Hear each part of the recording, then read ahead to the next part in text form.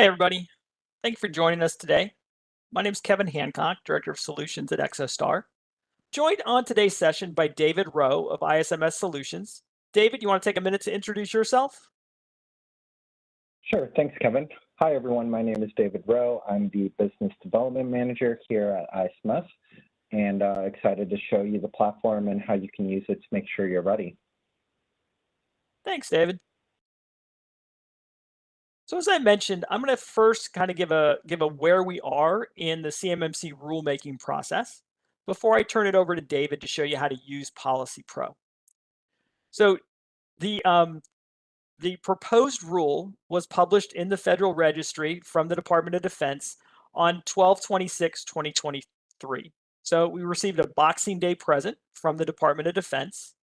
That started the public comment period that was open for 60 days. So that closed on 2/26/2024. And now the DoD will go through and answer those public comments. Now, in reading the rule, my major takeaways are the bulleted points you see. The first thing to realize and remember that about CMMC is that what this does, it moves away from that self-attestation model, which we've really had in place since 2013.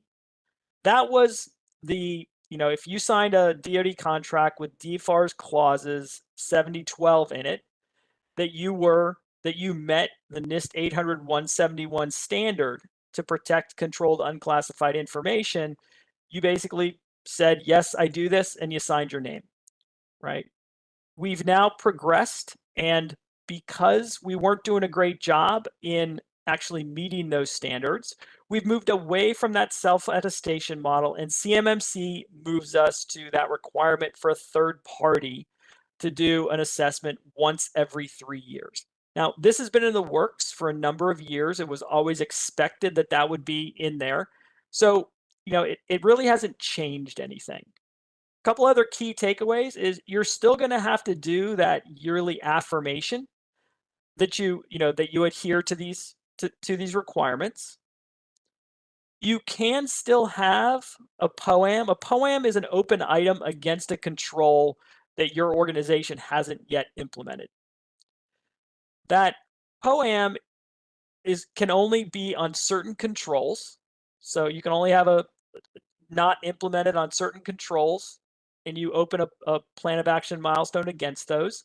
And when you do that, or if it's found during the accreditation process, you've got 180 days to close that.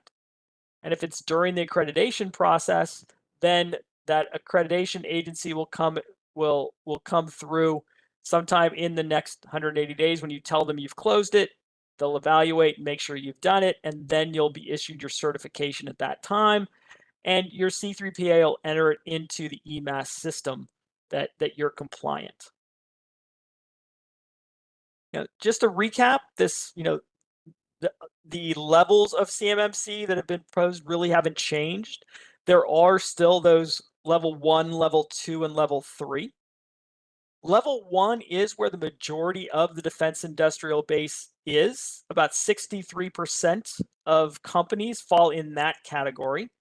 That isn't all 110 NIST 800-171. That's 15 of those controls, which you need to have in place to protect federal contract information. When you start to move up that chain, right, that's when you start to require those NIST 800-171 controls, because you as an organization are receiving controlled unclassified information in fulfillment of that particular contract. This is about 37% of the defense industrial base businesses.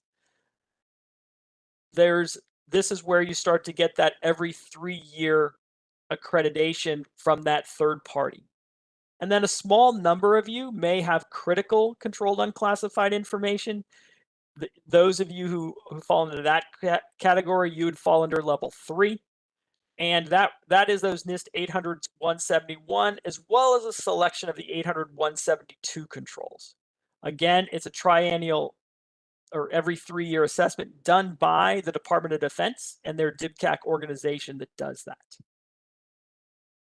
there were two new terms, not necessarily new terms that haven't been heard in the industry before, but were introduced into the CMMC language. One of those is what is called an ESP, an external service provider. When you think about an ESP, think of things like a managed service provider or an MSSP, a managed security services provider. These folks are those who may be acting as an outsourced IT arm for your organization or implementing particular controls to be put in place. These ESPs are going to be needed to be certified at the same level of CMMC that you're trying to achieve as an organization. So if you're trying to achieve that level 2, those MSPs that you utilize would also have to be at a level 2 for you to receive that certification. Cloud service providers are those, and Exostar kind of falls in this bundle, organizations that provide a cloud service that you utilize to store, process, or transmit that controlled unclassified information. For these kinds of cloud solution, they need to be certified as a FedRAMP moderate or a FedRAMP moderate equivalent solution. Some organizations don't have contracts with the federal government, so they do the FedRAMP equivalently. And there's a DoD memorandum that includes all the things that would be included in that body of evidence to prove that you are a FedRAMP moderate equivalent solution. Those cloud service providers that do have contracts with the federal government today, their solutions are certified as FedRAMP moderate, high, or low based on their ATO, which is an authorization to operate from the agency, from the contract they have. So that's how they get that designation.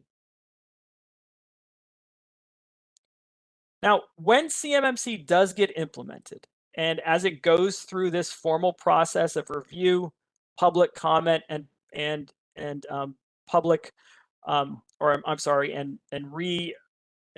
resubmission to the Federal Registry and review, it will then get implemented. And when it does get implemented, it'll be implemented in phases. And those phases are what you see here, right? So when it does start to show up in contracts, there's a 6-month period where there'll still be self-assessments and self-attestations that you meet those things. Then you'll go into phase 2, where you'll start to get into those level 2 certifications with the every 3-year accreditation on new contracts, and so on and so on. So about a 30-month period to full implementation. Most people expect CMMC to start to appear in federal contracts sometime in around, kind of Q1 or beginning of Q2 of 2025 as it goes through this rulemaking process. So that's kind of where we are in the process currently. But just because CMMC hasn't taken effect yet, you do still have requirements today to meet those NIST 800-171 standards. So what we're going to talk about today with PolicyPro and developing the policies around these NIST 800-171 controls is still needed today, and it's certainly needed as you go for that CMMC requirements as well. But many of you today have DFARS clauses in your contracts, the 7012, 7019, 7020 that you see listed there, which require you to protect controlled unclassified information in compliance with NIST 800-171. And when you do that, you're supposed to, if you got 7019 clauses, you should be doing a self-assessment and scoring of your implementation of those controls based on the 171A, which is the assessment guide. It tells you how to assess whether or not you've actually implemented the control and what evidence you need that you've done that. And then it provides you a numerical score for that particular control. You score yourself and you submit that score into the Supplier Performance Risk System, the SPRS system. That goes into the DoD. So when they're awarding contracts, that's one element they take a look at when they're awarding contracts. So the better your score, the better competitive advantage you have when you're submitting contracts and the DoD contract officers are reviewing those and and awarding those particular contracts. And that's what this rule says, right? This gives the DoD that ability to look into the SPRS system, consider that overall risk score, and your SPRS score that you've done on your evaluation of NIST 800-171 is one element that goes into that overall risk score for your organization.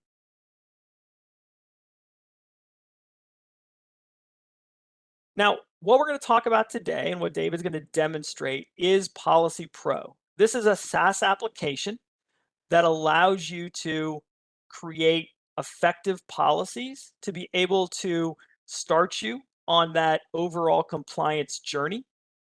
It provides you those templates to customize to fit your particular organization, gives you pointers and references to better tune those particular controls and policies that you want to wrap around those.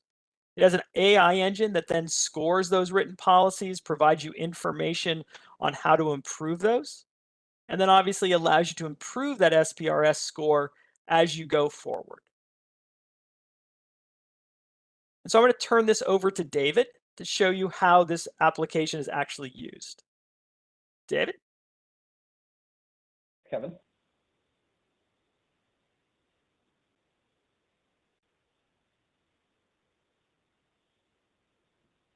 All right, so Exostar's PolicyPro, as Kevin mentioned, is a SaaS-based platform to help you and your organization start your compliance journey towards both the NIST 800-171 requirements as well as CMMC version 2.0. Regardless of where your organization is in your cybersecurity journey, so maybe you're just getting started or maybe you have even no idea where to begin, in terms of getting ready for CMMC, or maybe your organization is further along and you already have all of your policies in place. Maybe when the NIST 800-171 first came out, you've already created all your policies. Definitely that's a great place to be, but you want to be able to ensure that you're covering everything your organization needs to cover in terms of the policy aspects. So we'll cover kind of both aspects, and we'll talk about how you can utilize the platform regardless of where you are in your journey. So we'll start off using our policy building tool, and our policy builder tool has been updated for CMMC 2.0. So for today's demo, we'll be walking through a level 2 example of it. And you can see here on the left-hand side all of the different policy domains, starting from access control all the way down to system and information integrity. The first time through on the platform, you'll receive this pop-up here, which is a brief explanation of what policies are, as well as some of the other documents you'll need as part of being CMMC ready. For example, it could include things like your gap assessments, risk register, POAM, as well as SSP. As Kevin mentioned, the POAM is your plan of actions and milestones, and your SSP is your system security plan. So if you don't have those documents already created, we also provide some basic templates to those. If you need some further assistance in creating those documents, there is a companion product that's part of that CMMC Ready bundle called Certification Assistant, and Kevin will kind of talk further about that after this demo of PolicyPro. So once you've kind of closed out of that, you'll come to this Prepare, Gather, and Consult page. Each Prepare, Gather, and Consult is going to be specific for that particular policy domain. In this case, it is everything you want to prepare prior to even getting started with the actual policy template. For example, it could include things like gathering your organization's processes, procedures, and any other sort of documentation related to various access control topics. Additionally, who you might need to consult with, whether they are internal or external stakeholders. For example, maybe it includes your network administrator, head of IT, or CISO, and then any sort of outside contractors if applicable. So those might be your ESPs, MSPs, etc. Once you have all of that prepared, you'll then come to our policy template, and our policy template is broken out into a couple different sections. We've got the header here, which includes your organization name, the department or departments this policy falls under, the issue date for when you finalize the policy, approved by, and the tracking number. The tracking number can be used in a number of ways. However, most people use it to keep track of the version number of the policy. So as you work on new updates, maybe the standards have revised, or just based on your typical policy evaluations and your policy updating periods, you'll periodically update that tracking number accordingly. The other sections include the purpose, the scope, and the individual practices. So this is where the bulk of your work is going to be done as you're creating policies. And there are about 110, or there are 110 practices associated with those 14 policy domains. We also do provide the NFO and NCO control templates as well, and you can click on the template link right above the practices there. So to move on to the practices give you a couple key pieces of information. One is the practice ID, which is in this case 3.1.1. Next to that, you'll see the practice ID description, limiting information system access to authorized users. And then underneath that are going to be the guidelines, and the guidelines will help you understand exactly what that particular practice is about, what sort of information should be included within that particular policy, within that particular practice. And then to open up the template, you'll click on the pencil icon here located on the right-hand side, and that's going to bring up this pop-up for 3.1.1. A couple notes as you're working through your policies and working through these templates. One, ensure you're reading through the entirety of the policy. You want to ensure that what's written here reflects what your organization has implemented or what your organization plans on implementing in the future based off your policies. Additionally, there's a couple sections you want to pay particular attention to as you're working through these. We'll walk through a couple examples here together. Here in the first paragraph, it says all account creations will be submitted by the requesting department manager to the IT support email address for completion using the account request ticketing system or other process. So depending on if you're utilizing a ticketing system or if not, whatever other process it is you're utilizing to actually handle those account requests as well as the account creations, that's what you want to fill in that section there.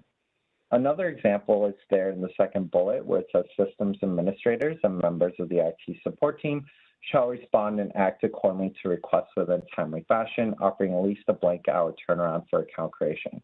So again, there, depending on how long it's going to take your organization to actually create those accounts, you want to make sure to fill in the appropriate time frame. Once you've made any changes you wish to save, you'll save that by clicking on the Save button.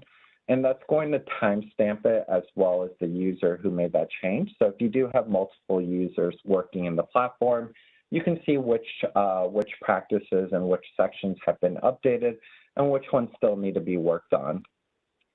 Once you've kind of gone through that process for the remaining practices, you'll then click on the Export button located on the bottom here. And that's going to do a couple different things. It's going to combine all of the sections I mentioned before, so the header, purpose, the scope, and those individual practices, into a single access control policy document that's going to then be saved as a Word document into your local hard drive. So you'll have a copy of this access control document, and it's also available on the free trial as well, so definitely feel free to check it out, play around. You can actually look at all of the content as well for all of the remaining domains. So once you've done that, you'll then be ready to move on to the next step of the platform, which is the policy assessment piece. The policy assessment is where you'll come to assess and analyze your policy to ensure that it's covering everything it needs to cover under the standard. So in this case, for CMMC 2.0, level 2. Also, as I mentioned earlier on in the demo, for organizations who already have existing policies, you can simply skip that first step of going into the policy builder and creating those policies. You don't have to create a policy from scratch if you have one existing. As long as your policy is in these accepted formats, doc, docx, or PDF, we're able to assess your policy. So you definitely want to make sure that you have the most complete policies in order to ensure that you're not missing anything. So once you've uploaded your policy, pretty quickly you'll see that you receive some different metrics surrounding that policy you just uploaded. We're going to click on this detailed scorecard link here to bring up this pop-up, and we can see a couple different metrics, including the overall assessment. For this policy that I've uploaded, it appears that the document is relevant in size, scope, and organizational customization. The overall assessment is comprised of 3 different key metrics. We've got the relevance, which is how many key terms or phrases are included in your policy. The higher that is, the higher the relevance, and therefore overall assessment is going to be. The model similarity is comparing the policy you've uploaded to our model documents. And we do that for 2 reasons. One, to ensure that it's been appropriately customized. As I talked about earlier on in the policy building aspect, it's important to ensure that it reflects your organization's implementations, as well as fits your industry and your organization. Another reason we check for that model similarity is to ensure that it's covering everything it needs to cover. Finally, the word count, while it doesn't directly impact your overall assessments and your overall score, it does impact the accuracy of how our assessment is doing. So if your word count is too low, chances are the overall assessment and overall score might not be necessarily as accurate or an accurate reflection of how your policy might be doing. In terms of that overall score, here you can see that the policy I've uploaded, I've received a 70.7%. The overall score is not like an academic score, meaning 90% as an A, 80% as a B, etc. Our overall scoring is a relevant scoring system, meaning anything above a 50% is a relevant document. We'll talk a little bit further on in the demo about how you can utilize the overall score along with some other pieces of information the platform is providing in order to give you a holistic kind of picture of how your policy is doing.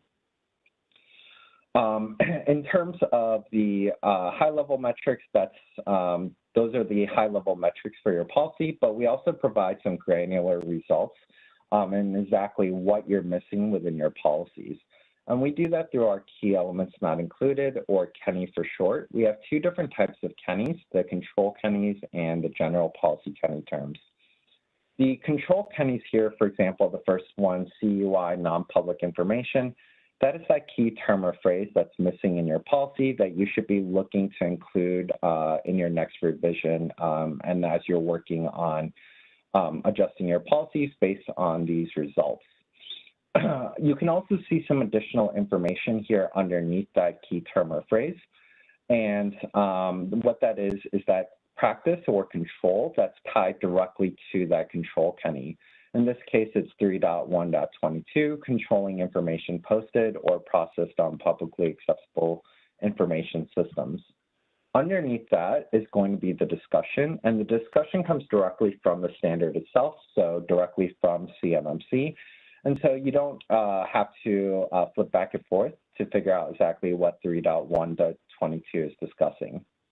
Additionally, we provide some documents for examination. These are going to be other sorts of documents, records, or materials that your organization might already have created that can help you adjust those particular control KENNYs. For example, in this case, it might be a security plan, a list of users authorized to post publicly accessible content. Again, anything that might help you adjust that particular control KENNY. Certain control KENNYs, for example, FIPS here, is going to be tied to multiple practices. In this case, it's tied to 3.1.13.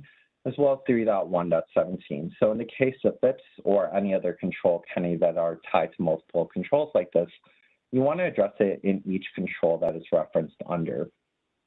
Now, the general policy Kenny terms are very similar in the sense that there are also key terms and phrases missing in my policy.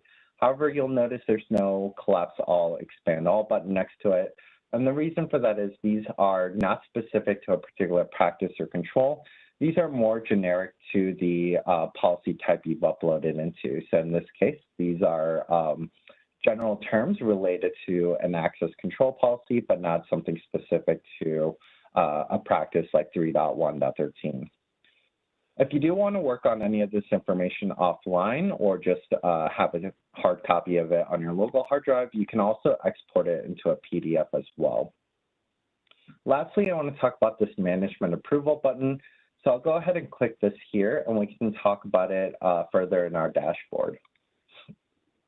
So the dashboard is where you'll come to see all your progress and work throughout the platform, whether you're creating policies using our policy building tool and creating your policies in our templates, or you're uploading policies into policy assessment. All of that work is going to be reflected here in the dashboard. Additionally, as you finalize your policy, you can also use that management approval feature in order to keep track of both the latest, most up-to-date version, as well as one of the requirements that of management approving of these policies. So you can use it for internal audits, for external audits, to make sure that you know, the senior management team has actually approved of these particular policies. You can also keep track of any older versions and ensure that you're updating on a regular basis, and just keep track of it through the timestamp as well as the user. You'll also notice all of the different other metrics, both the overall metrics as well as the Kenny terms and that overall scoring reflected here in the dashboard. So as you're working on revising your policies based on your Kenny results, you'll see your Kenny results going downwards and your overall score going upwards. So as long as your overall score is above a 50% and trending upwards, and your Kennys are reduced down to one that makes sense for your organization, maybe you've used other terms that aren't necessarily reflected in the Kenny, or maybe those are one of the controls that you're still working on through your POAM. You can see all of that work reflected there here in the dashboard. Finally, as you're working through the platform, maybe you'll come to certain areas where you're unsure of how to address it within your policies. You can come here to our reference library, which contains various resources and links across the web, mostly directly from the NIST Institute, but it's just a quick way to get the information you need. For example, maybe one of your Kennys was related to VPNs or mobile devices. You can come to the appropriate section here and learn how to address it within your policy. So for today's demo, we did talk about level 2. However, it's also easy to go to that level 1. So as Kevin said, a lot of the organizations out here probably listening into today's demo, you'll be falling under that level 1 category. And so you can swap over to the level 1, work on just those 6 policy domains and the 17 practices. Maybe at a later time, if you decide to bid on a contract with CUI, or maybe you start receiving contracts that contain those DFARS clauses, you can easily swap back to the level 2 as well and work on the remaining 14 policy domains. So hopefully this has been a helpful overview of how to utilize the tool in order to quickly and effectively build out your policies. It doesn't have to be the first step, but I do recommend that if you are unsure of exactly where to begin for CMMC, and even if you're not too worried about CMMC right now, most likely your contracts have those DFARS clauses within it, so you should be working towards that NIST 800-171 anyway. That's it for the demo. I did want to mention one thing. So for those who have already done a free trial and expired past those 2 weeks, feel free to reach out. We do have chat on the platform, so more than happy to give you some extended time as well. Just reach out to one of our support team members, and we'll be happy to assist you in extending your trial time as well. So thank you, and I will turn over back to Kevin, and he'll go over a couple of finishing topics here. Great, thanks, David.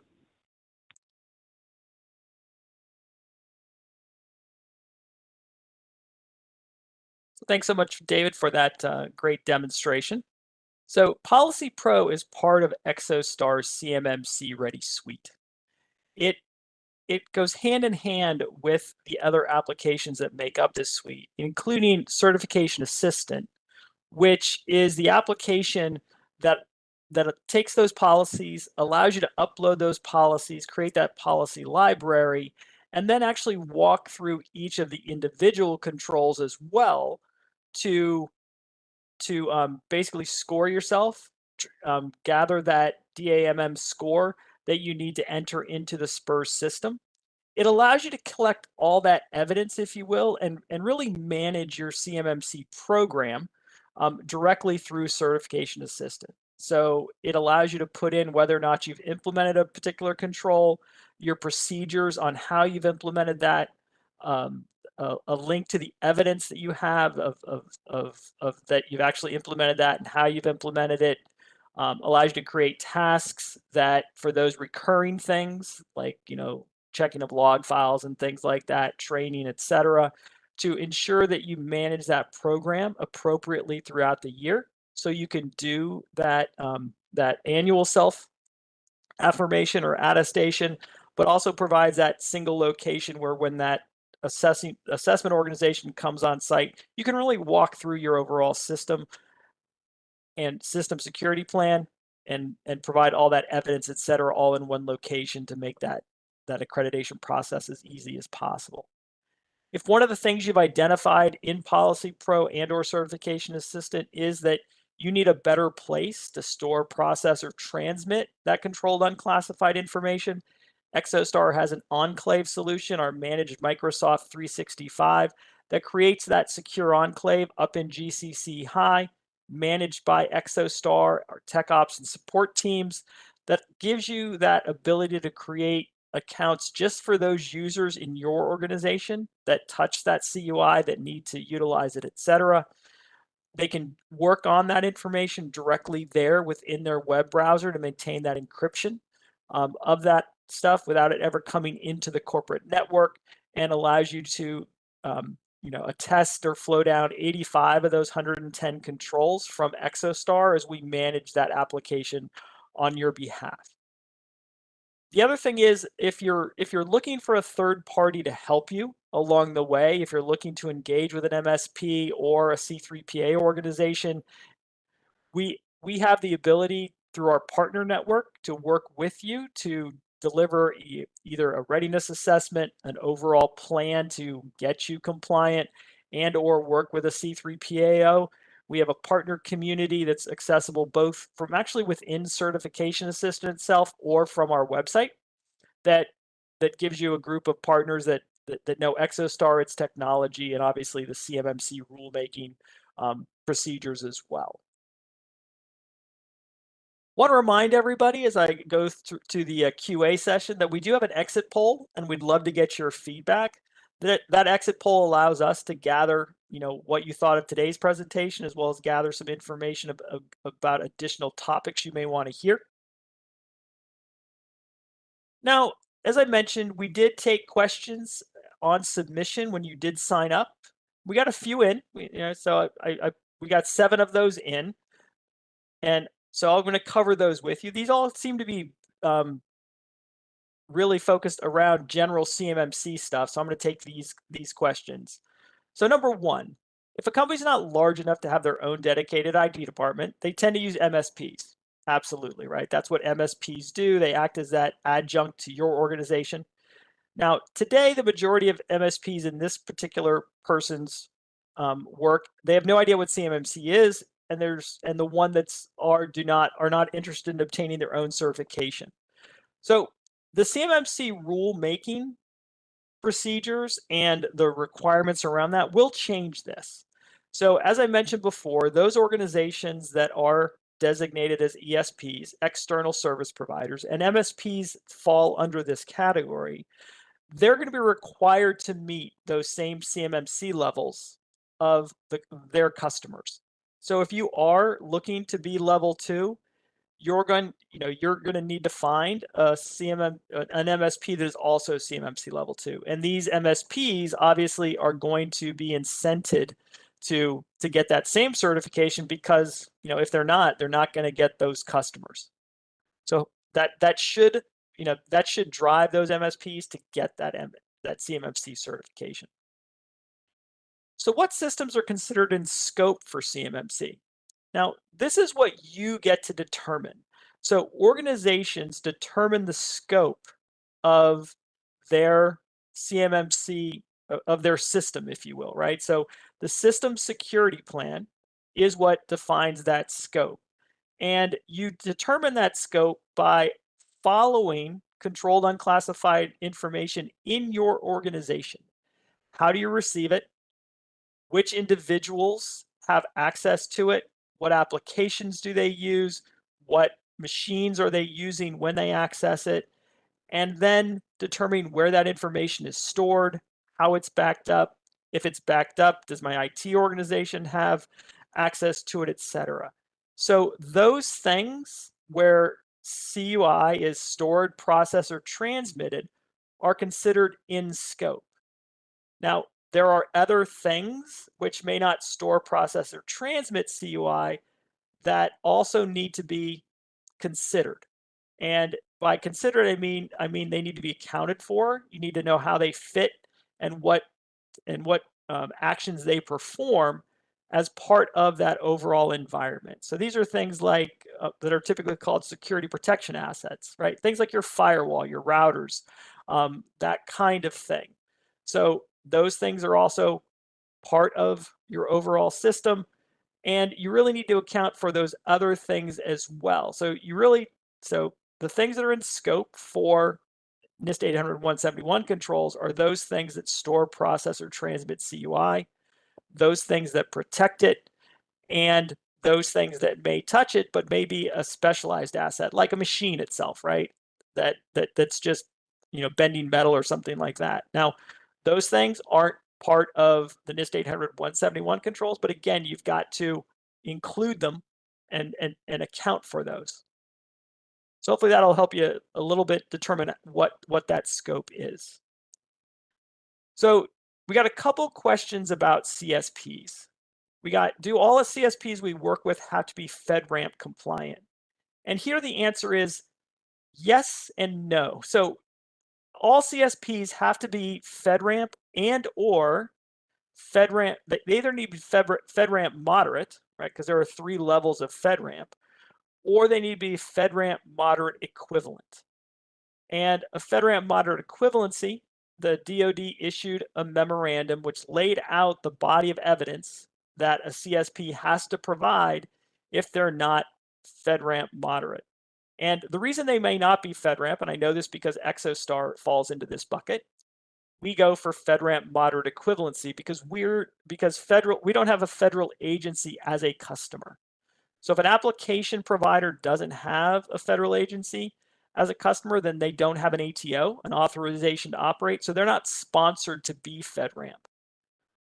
So that's why folks like Exostar and others will be that FedRAMP moderate equivalent. So number 4, how do you determine which level of NIST compliance your company must satisfy? Really, the best way to determine this is look at what DFARS clauses you currently have in your contracts.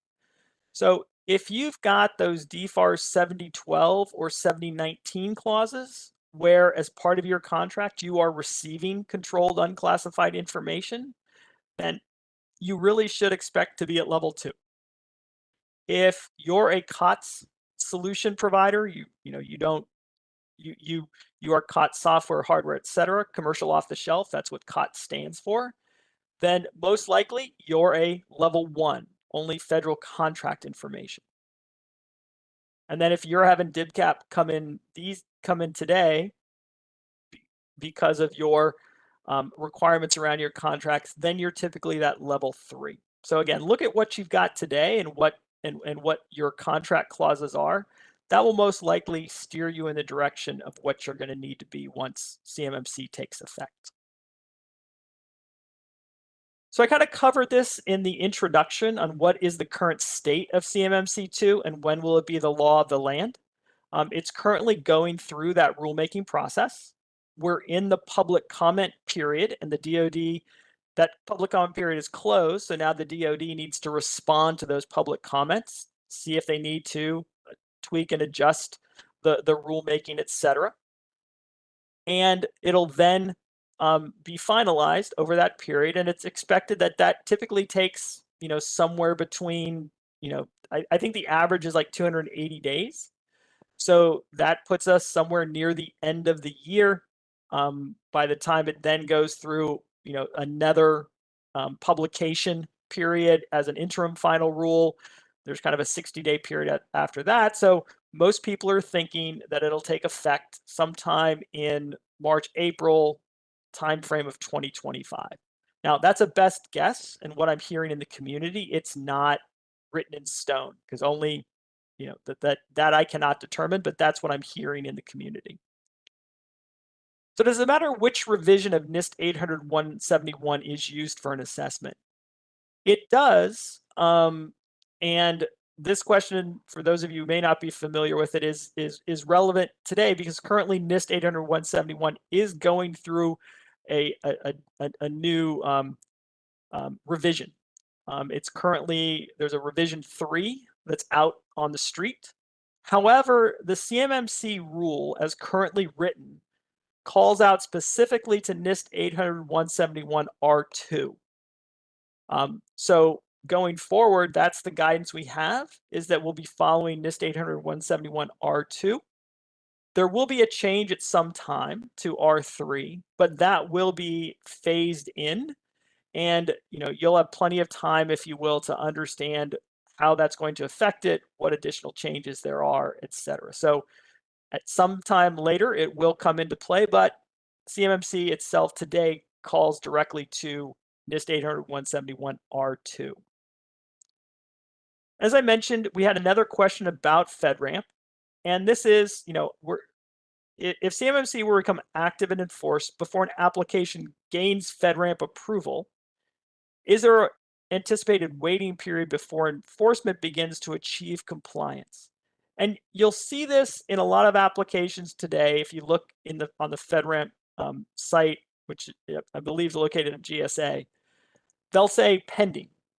And the reason that application is pending is, they've got an agency contract, they're going through that FedRAMP accreditation process, and they're pending in that overall process.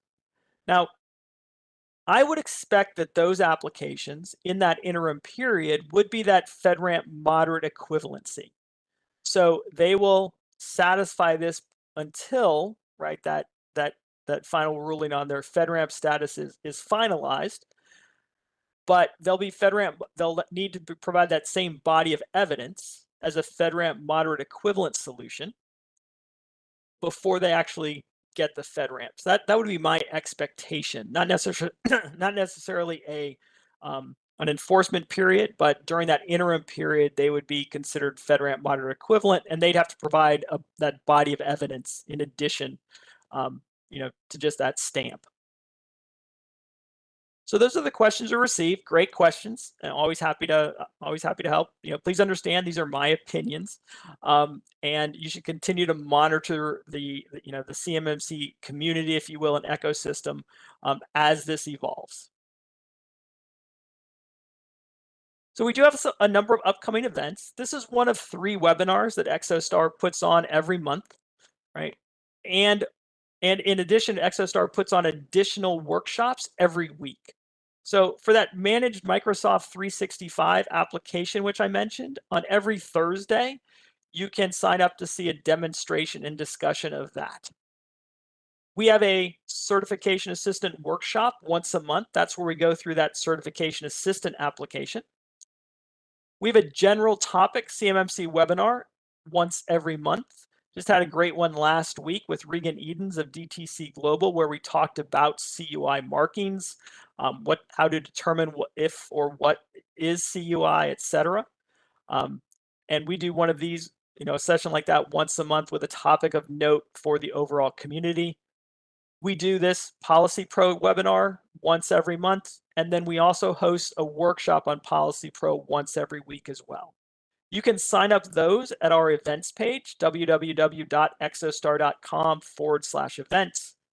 We have the free trial for both PolicyPro and Certification Assistant. You can find those on our website as well as us providing a whole host of additional information for you as you need additional information on this topic.